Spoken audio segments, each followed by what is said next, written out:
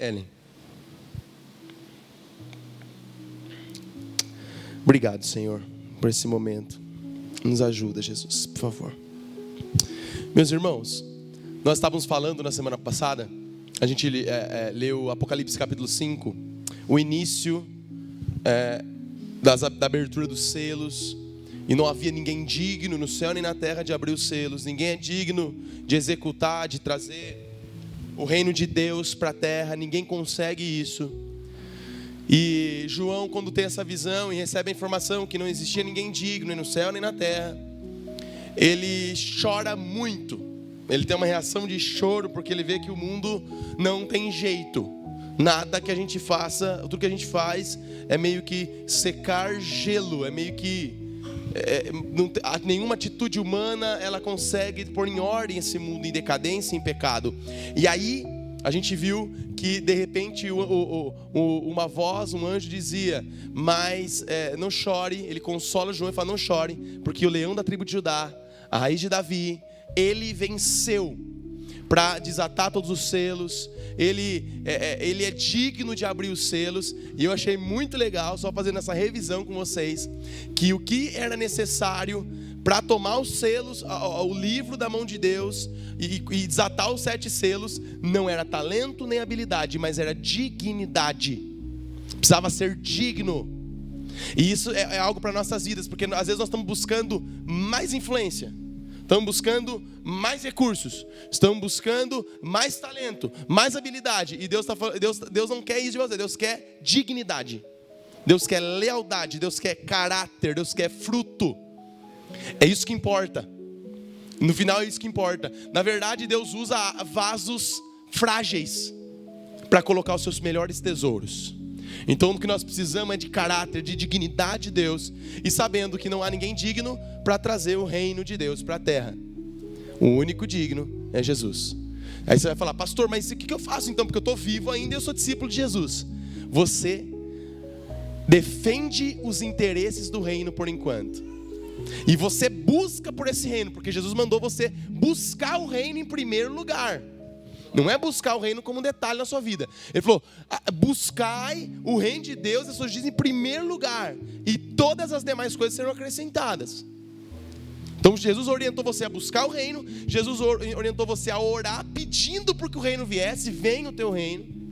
Então você defende o reino de Deus. O reino de Deus, ele se mostra nesse mundo através da vida dos discípulos. Amém? Mas um dia o reino virá com toda a plenitude. E quando ele vir, o negócio vai ficar doido, vai ser bênção demais quando ele voltar.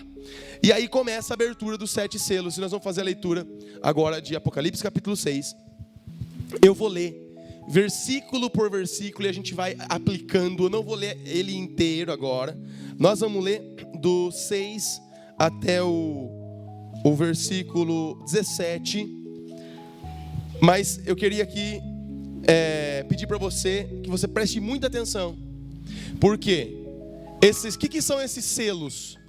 São sentenças, julgamentos. São... Alguém aqui já... Essa pergunta é meio indecente, acho que ninguém vai levantar a mão, então não vou perguntar. Mas eu já participei de uma reintegração de posse. Quando eu era conselheiro tutelar, eu fui lá junto para ver se o policial ia bater na criança. E gente, tem pessoas que ficam na terra da invasão lá até o último minuto, até a polícia mesmo bater. Eles não saem de lá. E fica com a criança na frente, fica, sabe, para dar aquela dó. E muitas dessas pessoas já têm até casa. Se for tentar uma segunda casa, né, que chama de grilagem de terra. Então eu já tenho minha casa, mas deixa eu tentar naquela invasão lá, que vai ser um terreninho. Daqui a pouco lá vai urbanizar e eu vou ter 2 casas. Tem pessoas que fazem isso. E eu participei de uma reintegração de posse. Irmãos, quem que vai para fazer a reintegração de posse? Um oficial de justiça. Ele vai lá com um papel que um juiz colocou lá. Falou assim: ó, é o seguinte, essa terra não é sua, vocês entraram, vocês se apropriaram de uma terra que não é sua, e agora o juiz mandou desapropriar vocês, não é suas. E se preciso, pode usar a força policial. E aí o pessoal não sai, fica naquilo e tal. E a polícia chega até o último minuto, que entra em confronto com o pessoal, pedra voando, tijolo, madeira, e arranca eles de lá. Agora eu vou perguntar uma coisa para vocês. Quando Adão pecou, ele se afastou de Deus, ele abriu mão do reino de Deus pleno na terra. Ele disse: agora eu quero o reino dos homens. O reino dos homens nada mais é do que o reino do diabo, o reino das trevas, onde tem um homem fazendo tudo o que ele quer, a sua vontade, vivendo para ele mesmo. O diabo está ali presente. Por isso que é tão necessário quem é discípulo de Jesus negar a si mesmo. Então, vocês acham que os homens vão deixar Jesus reinar na boa? Ah, Jesus, olha, era verdade que os crentes falavam. Pode vir, Jesus, fica à vontade, reina aqui. Você acha mesmo que, por exemplo, o presidente Donald Trump vai abrir mão de ser agora eu tenho que me submeter ao rei lá de Sião? Você acha mesmo que Vladimir Putin, o presidente lá da Rússia, se você falou uma coisa para o Putin assim, que foi sem querer, que ele entendeu errado, ele manda matar você?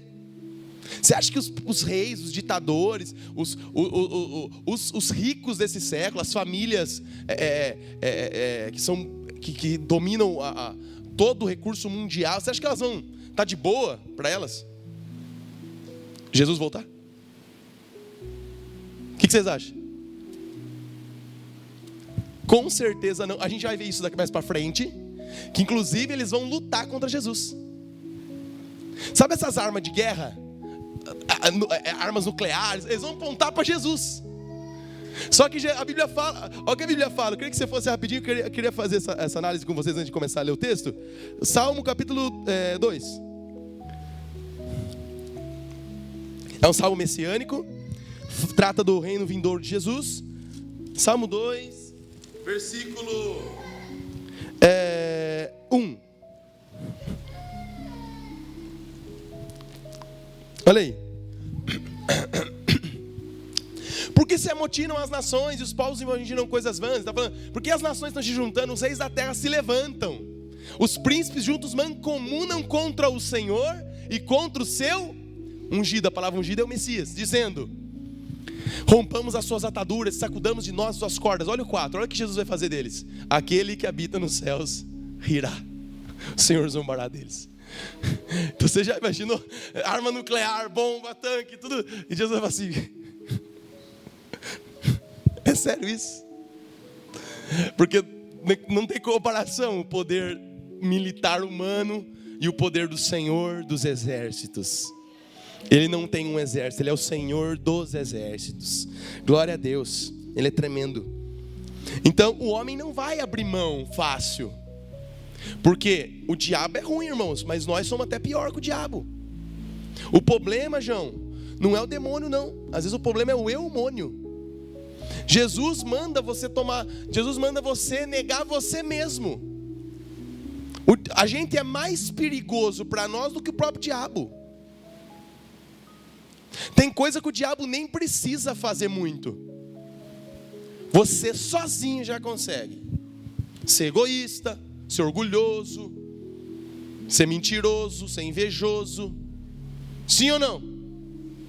Em Jeremias capítulo 17, 9, é claro, esse texto quiser pôr pra gente aí só para pincelar, ele diz aqui, ó, ele diz assim: enganoso é o coração, mais do que todas as coisas. Se o diabo é o pai da mentira, o coração do homem é mais enganoso que todas as coisas, até mais que o diabo. Então, você tem que tomar cuidado com o seu coração. E por isso tem que pedir para Jesus governar a tua vida. Por isso que entregar a vida para Jesus, ser salvo de verdade, não é só o dia que aceitei Jesus, eu aceito Jesus como meu Senhor e Salvador. É você realmente se submeter a Ele. Porque se você não se submeter ao senhorio dEle, você está vivendo para você mesmo, você não vive no domínio do reino dEle. Não existe salvação sem senhorio. Então, o que a gente vê aqui é que Jesus vai precisar ler ali: a terra é minha é a terra e a sua plenitude. Mas os homens que estão aqui reinando para si mesmos, por que vocês acham que Jesus falou assim: o mundo me odiou e o mundo também odeia vocês que são meus discípulos? Por que o mundo odeia a gente que é discípulo dele? O que vocês acham? Porque o mundo não quer que Jesus reine. Os homens não gostam que Deus mande neles. Os homens não querem que Deus decida as coisas por eles. Os homens, no máximo, querem que Deus ajude eles nas coisas que eles querem fazer. Que é o que muitas igrejas pregam por aí. Que o seu sonho vai se realizar. Que você vai prosperar. Que você é centrado em você. Mas eu quero te abrir a tua cabeça aqui agora. Mais uma vez. Nunca foi sobre você. Não é sobre você. Existe um reino dele. Você é um pinguinho no oceano. Você não é tudo isso, ninguém é, todo mundo acha, né? A gente sai do ensino médio achando que nós vamos fazer grandes coisas. Pode ser que a gente faça, mas a maioria não vai fazer. O mundo é bem simples, irmãos. Mas a nossa alegria está no Senhor. Eu quero desmentir uma coisa. Ele fala assim: Deus tem um plano específico para cada um. Deus tem um plano geral, trazer o reino dele para a terra. Você quer fazer parte desse reino, desse plano? Se você fazer parte desse plano, você vai viver coisas específicas para a glória dele. É tão simples, que a gente consegue complicar. Eu estava falando para Deus uma vez. Quem aqui já orou isso? Deus, qual é a sua vontade para mim? Quem aqui já orou isso? Todo mundo orou isso. É claro que Deus vai nos guiando na nossa vida. Os goianos aí, sai de Anápolis, vá para Piracicaba. Deus que guiou isso. Deus tem uma vontade específica para nós, nós temos que conhecer Ele e Ele vai nos guiando. Amém? Não estou falando que isso não existe. Agora, qual que é o propósito? A glória dEle. Vocês se parecerem mais com Jesus. Se tornarem mais de Jesus. Esse é o propósito. Vocês lembram? Quem assistiu já Kung Fu Panda 1? É um sarro aquele filme, né?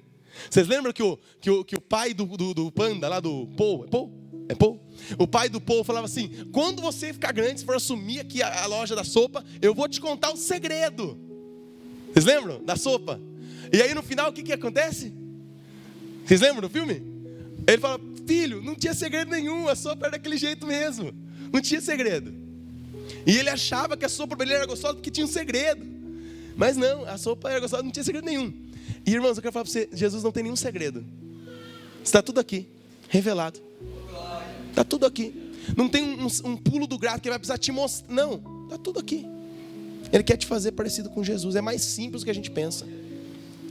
E aí, o Senhor me levou para esse filme. Não tem segredo. É isso, viva isso. Que eu vou ser glorificado, vou ser honrado. E aí, irmãos, o homem vai tentar lutar contra Jesus. É por isso que a primeira coisa que a gente tem que fazer é abrir mão de nós mesmos e nos entregar para Jesus. Porque do contrário, todos nós somos inimigos em potencial de Deus. Todos nós. E a nossa natureza luta contra Deus. A gente não gosta. Mas quando a gente vai se enchendo do Espírito, a gente vai tendo prazer na lei de Deus. Vai ter um prazer em amar Ele, prazer em conhecer Ele. E aí as coisas vão caminhando, a gente vai parecendo com Jesus. Aí ele vai dizer: então o que é esses selos que vão ser abertos agora? Sentenças. O homem não vai abrir mão. O homem não vai baixar a bola para Jesus. O homem não vai... Jesus vai chegar... Jesus já tentou fazer isso educadamente, né? Vocês lembram o que aconteceu, né? Colocar ele numa cruz. Jesus... E isso no meio do povo que era religioso, hein? Imagina no mundo que o pessoal que não é nada de Deus. Colocar ele numa cruz. Então, Jesus não vai chegar educadamente, porque o homem não vai dar boi para Jesus. Se Jesus talvez viesse nos dias de hoje, muitas igrejas não iam deixar ele entrar. Porque ele ia fazer ele ia destruir, chutar, porque está tudo errado, muita coisa. Então, Jesus vai precisar decretar algumas sentenças. Vamos lá, versículo 1, Apocalipse 6:1. Havendo um cordeiro aberto um dos selos, então o primeiro selo, né? Olhei e ouvi um dos 4 animais, que dizia como em voz de trovão: vem e vê. E olhei, versículo 2, e eis que um cavalo branco, qual a cor do cavalo? E o que estava sentado sobre ele tinha um arco.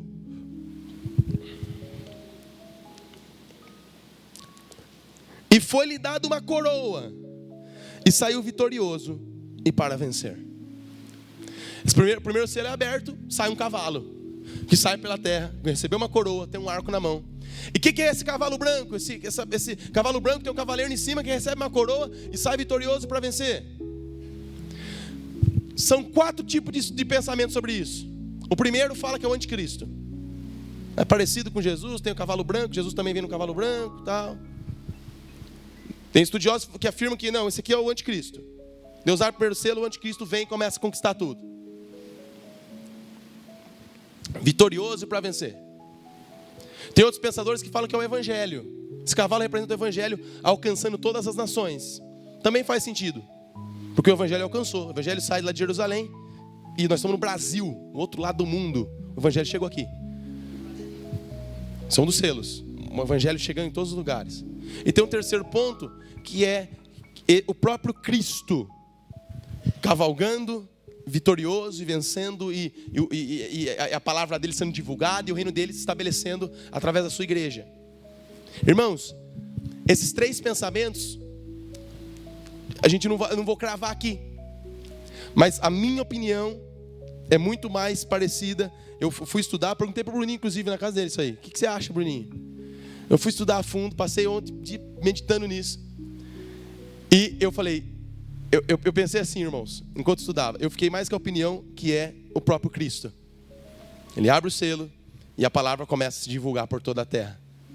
Eu imaginei nesse ponto de vista, irmãos, se o selo serve para trazer sentença sobre a terra e sobre os homens, então não tinha lógica a primeira sentença ser ele comandar o diabo, mandar uma coisa ruim. Mas pode ser o anticristo também. Não vou cravar isso aqui, amém? Então, esse versículo, ele abre o primeiro selo e uma autoridade ou um líder, se você falar, não, pastor, eu acho que é o anticristo mesmo isso aqui. Então vou deixar você orar e você decidir isso. Isso não muda a questão de salvação, tá, irmãos? Eu não preciso cravar isso aqui. Tem um monte de estudioso fera que diverge nisso. Mas eu quero deixar você ler e buscar. Na minha opinião, isso aqui é o evangelho, alcançando, vencendo, chegando em lugares inimagináveis.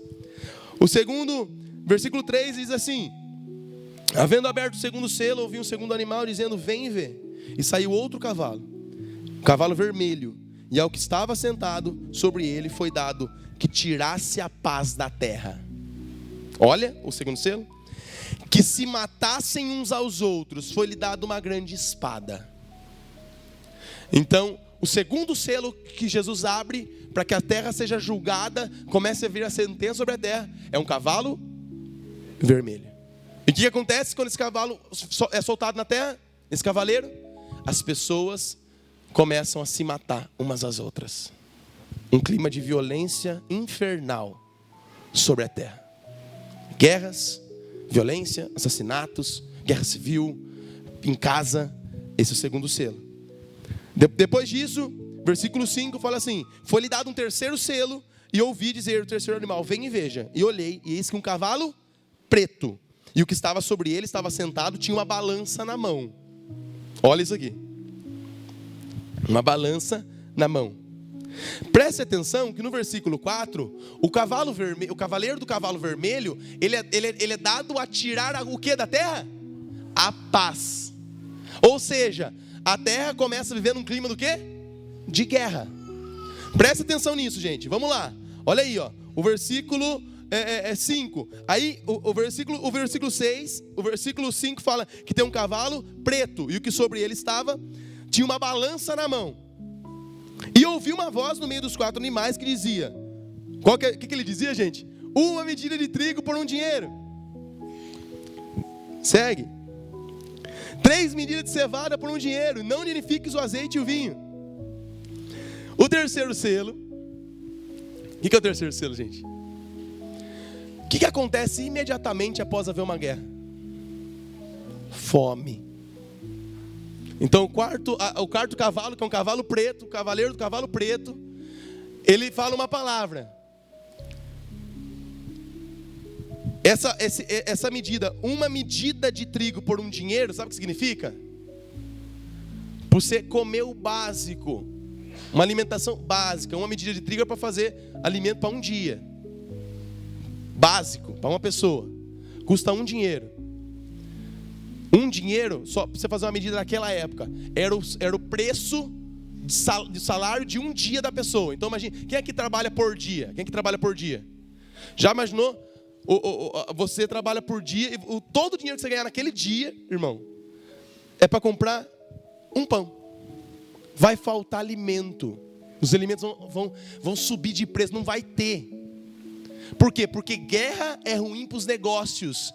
Guerra é ruim para a plantação, para as coisas. Porque o pessoal começa a guerrear, começa a ter guerra. E o pessoal tira o olho de comer. E vou falar uma coisa para vocês, irmãos. O mundo é muito ruim. A gente vê que assim, Jesus não está governando esse mundo mesmo. Precisa vir para reinar mesmo. Porque os governantes são muito burros.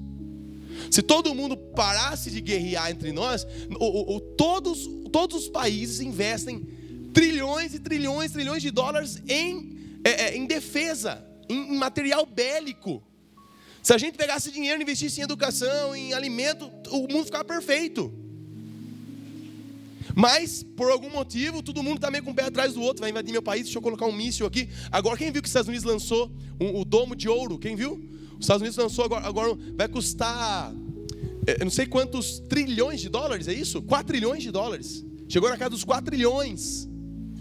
Para defender. Então, é um sistema antiaéreo que defende os Estados Unidos inteiro de qualquer míssil nuclear. Olha quanto dinheiro, irmãos, gasto em guerra.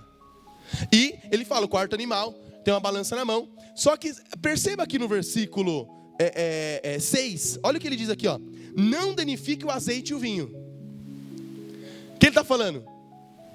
Azeite e vinho, no versículo 6 mesmo, no finalzinho, é produto caro. E é produto naquela época só para gente rica. Talvez para nós não seja tanto assim. Mas naquele tempo, não era qualquer um que tinha azeite nem vinho. No versículo 6, se quiser ir acompanhando aí, Ellen, pode colocar para a gente. Não danifica o azeite nem o vinho. O que significa, irmãos? Que no mesmo tempo que vai ter muita miséria e muita pobreza, vai ter gente ficando mais rica e ganhando em cima da miséria. Uma vez, se eu não me engano, foi o Elon Musk. Quem já ouviu essa história? Que o pessoal, que ele gastou não sei quantos trilhões para comprar o Twitter. E o pessoal falou, nossa, se você comprasse esse dinheiro dá para matar a fome do mundo. Ele falou assim, então tudo bem. Me fala aí o que eu preciso, eu vou pagar, eu vou acabar com a fome do mundo hoje. E aí o pessoal não respondeu mais ele. Por quê? Porque o negócio de acabar com a fome do mundo não é uma questão só de dinheiro. Tem pessoa que está ganhando com a pobreza. Tem pessoa que a pessoa continuar miserável vai trazer dinheiro para governadores. Tem um mercado da pobreza. Tem países na África que eles tem um pequeno grupo de pessoas que comandam isso, que preferem o povo continuar sendo pobre e miserável para continuar ganhando doação da Unicef, da ONU. E o dinheiro fica com eles, tá? Então, ele fala, não danifique o azeite e o vinho. À mesma medida que vai ter gente que vai trabalhar um dia inteiro por um pedaço de pão, vai ter gente que vai estar ainda, essa desigualdade vai continuar. Olha o quarto selo, versículo 7. Havendo aberto o quarto selo, ouvi a voz do quarto animal, que dizia, vem e vê. E olhei um cavalo amarelo, que estava sentado sobre ele, tinha por nome Morte. Olha o quarto selo. E foi-lhe dado o poder para matar a 4ª parte da terra, com espada, com fome, com peste e com as feras da terra. Então o negócio já está ruim, está com fome. Aí abre um quarto selo. O animal, qual é a cor do cavalo, gente? Amarelo. Vocês estão aqui comigo? E esse animal, e o que acontece na terra quando esse animal vem? É dado o poder para ele matar. Quantas pessoas da terra ele pode matar? 1/4. Se isso acontecer hoje, são 2 bilhões de pessoas mortas. Por guerra, por doença ou por fome. Pesado, não é? Vamos para o próximo selo? Havendo aberto o 5º selo, agora o negócio começa a ficar pior ainda. Olha o versículo 9. Havendo aberto o 5º selo, vi debaixo do altar as almas dos que foram mortos por amor da palavra de Deus e por amor do testemunho que deram. Então, quando abre-se o 5º selo, ele olha e vê discípulos de Jesus que foram mortos por amor à palavra e por amor do testemunho que deram. E eles clamavam no altar. Então assim, eu morri, onde que eu vou? Irmão, se você morrer agora, você vai para o céu. O Senhor vai te dar um corpo glorificado quando Ele voltar. Mas olha, isso é muito interessante, porque a gente vê que quem morreu por causa de Jesus, sofreu morte por causa de Jesus, eles estão num altar embaixo, no céu mesmo, e eles clamam com grande voz dizendo: até quando, ó verdadeiro e santo dominador, não julgas e vingas o nosso sangue dos que habitam sobre a terra? 11. E foram dadas a cada um compridas vestes brancas, foi-lhe dito que repousasse ainda um pouco de tempo, até que também se completasse o número dos seus conservos, seus irmãos, que haviam de ser mortos como eles foram. Irmãos, sempre, todo momento da história cristã, todo momento, cristãos morreram pelo Evangelho. Todo momento. A cada 2 horas, são 65 pessoas mortas pela sua fé em Cristo no mundo. Tipo, aqui no nosso culto, acho que já morreu 65 pessoas no mundo por causa da fé em Cristo. E 60% disso são o quê? Crianças. E nós estamos tranquilinhos. Nós vem para o culto, nós estamos de boa, vai levando a vida. Glória a Deus, vamos ter batismo hoje. A gente vem para o culto quando a gente quer. O nosso cansaço sempre é uma desculpa boa. Mas enquanto você está fazendo o corpo mole, tem gente morrendo pela fé em Jesus. Enquanto você está dando desculpa, tem criança morrendo porque os pais amam Jesus e não vão negar Jesus, e a criança vai morrer. Enquanto nós estamos dando desculpa para servir a Deus, eu não posso servir a Deus porque minha vida é muito corrida, eu não posso servir a Deus porque isso e aquilo outro. Tem pessoas morrendo agora, e sempre foi assim. E o que eles estão fazendo? Eles estão acelerando Deus. Deus, até quando que vai ficar isso? O Senhor não vai vingar nosso sangue? E que eles são orientados no versículo 11? Espera um pouquinho, que ainda tem mais gente para morrer por mim. Tem que ter um número para completar. A impressão que eu tenho, irmãos, é que eles são soldados selecionados. Irmãos, será que nós vamos ser dignos de morrer por Jesus? Porque isso não é para qualquer um não, irmãos. Isso não é para qualquer um não. Morrer por Jesus, você tem que ser digno. Viver de qualquer jeito, viver de qualquer forma, você não vai morrer por Jesus não, nunca. Você não morre nem para você mesmo. Como você vai morrer por Jesus? Aí o 6º selo, gente. E a gente vai parar aqui nesse 6º selo. Quero que você analise comigo, já estamos finalizando. Havendo aberto o 6º selo, olhei e eis que houve um grande tremor de terra. O sol se tornou negro como saco de cilício, e a lua se tornou como sangue. As estrelas do céu caíram sobre a terra, como quando a figueira lança de si os seus figos verdes, abalada por um vento forte. O céu retirou-se como um livro que se enrola. Todos os montes e ilhas foram removidos do seu lugar. E os reis da terra, os grandes, os ricos, os tribunos, os poderosos, e todo servo, não é só gente rica não, os servos também. Os tribunos, os poderosos, os ricos, todo livre, se esconderam aonde? Nas cavernas e nas rochas e nas montanhas. Quando se abre o 6º livro, a terra já está... Esse capítulo 6, falando dos livros, 6 e 7, ele está dizendo, é como se fosse o índice do que vai acontecer. Do capítulo 8 em diante, ele vai começar a explicar detalhadamente. Mas agora do 6 ao 8 aí, ele vai começar a dar um índice. Vai acontecer isso. Olha, abre o tal selo, vai acontecer aquilo. Irmãos, quando abrir o 6º selo, todo homem livre, todo tipo de pessoa, todo ser humano, não vai importar, é poder aquisitivo, todo mundo vai se esconder aonde? Nas rochas das cavernas. No ano passado, subiu em 500% a construção de bunkers. Vocês sabem o que é bunkers? Bunker é uma estrutura bem funda embaixo da terra, com uma camada de concreto muito forte, para resistir a guerras, a bombas, essas coisas. Em lugar grande para estocar comida e tudo mais. É para sobrevivência no caso de guerra. Subiu em 500% no ano passado a construção de bunkers. Do que será que essas pessoas estão se escondendo e elas não sabem? Elas estão se escondendo no fundo da terra, das cavernas. Do que será que elas estão com medo? É das bombas, é da bomba nuclear, é das guerras. Mas eu quero falar para você do que o coração delas, sem elas perceber, elas estão com medo. Elas estão com medo.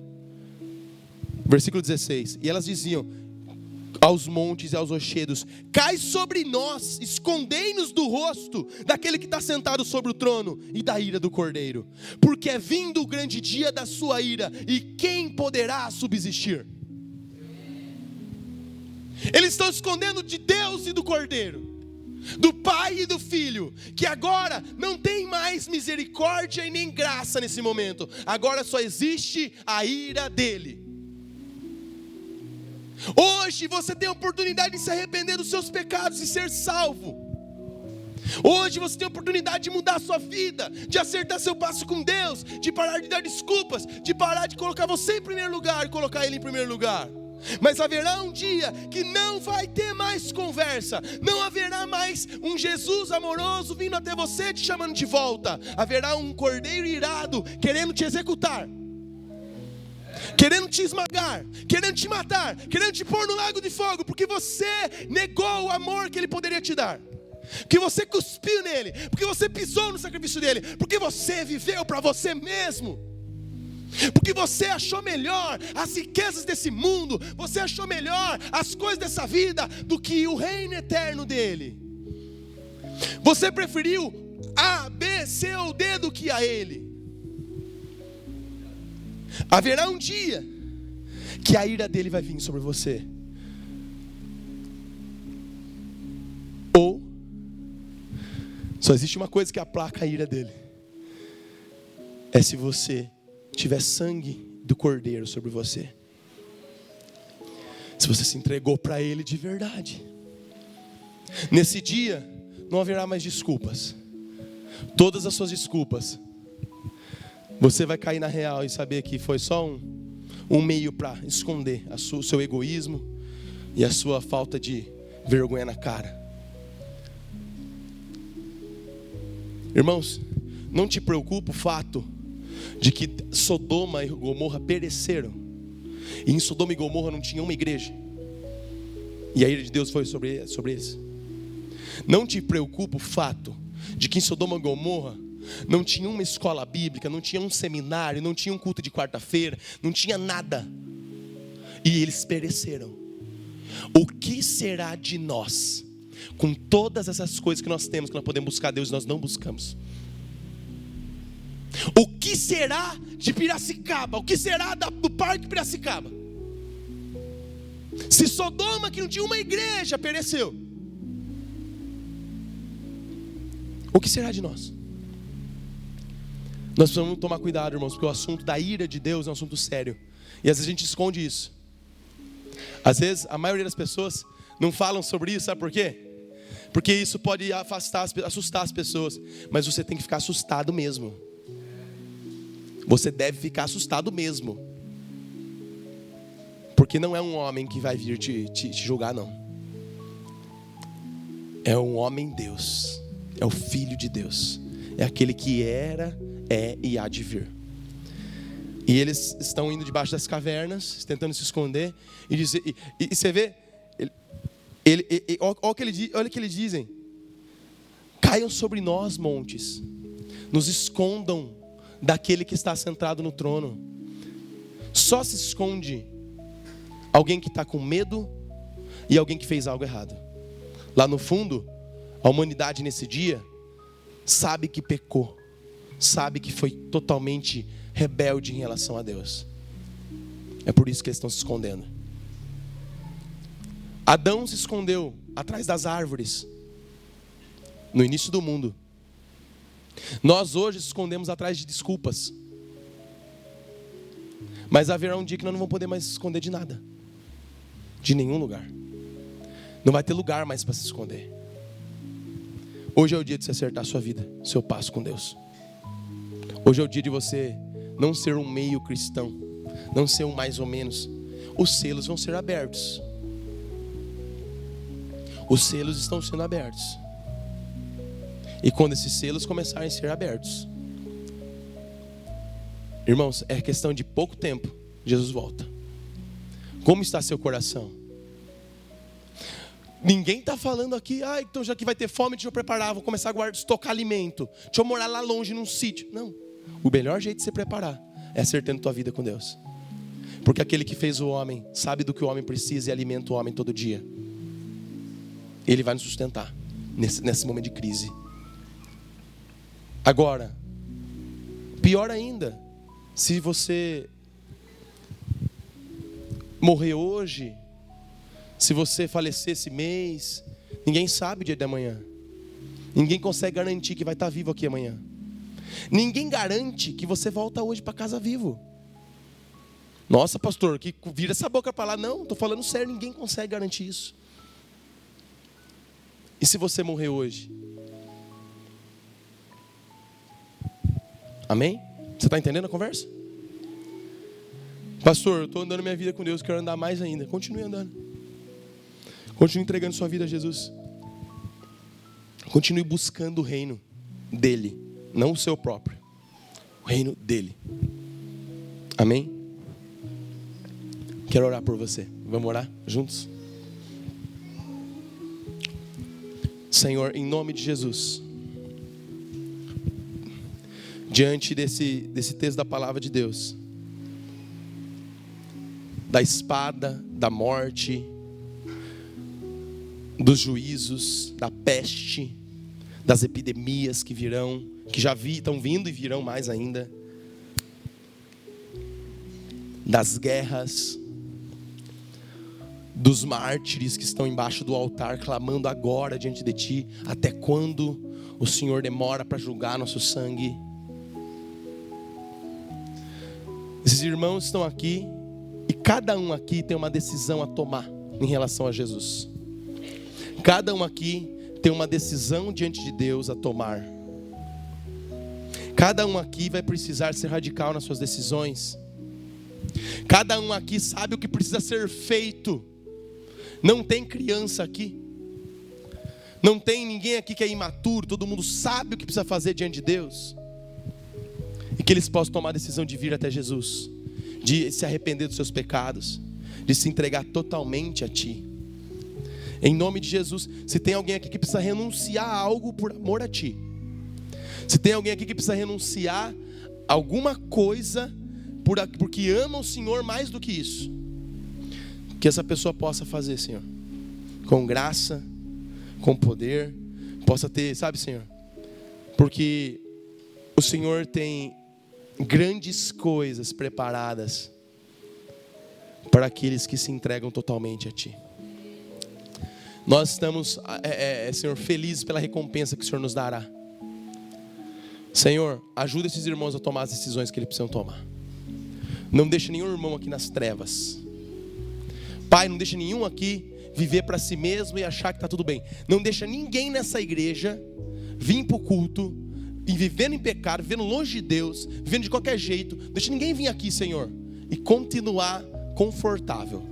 Que pelo menos essa pessoa fique incomodada. Em nome de Jesus. Para que o Teu reino venha e a Sua vontade seja feita nessa terra.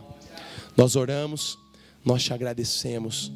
Nós pedimos pelo Teu poder, pela Tua presença nesse dia. Em nome de Jesus, amém. Amém, meus irmãos.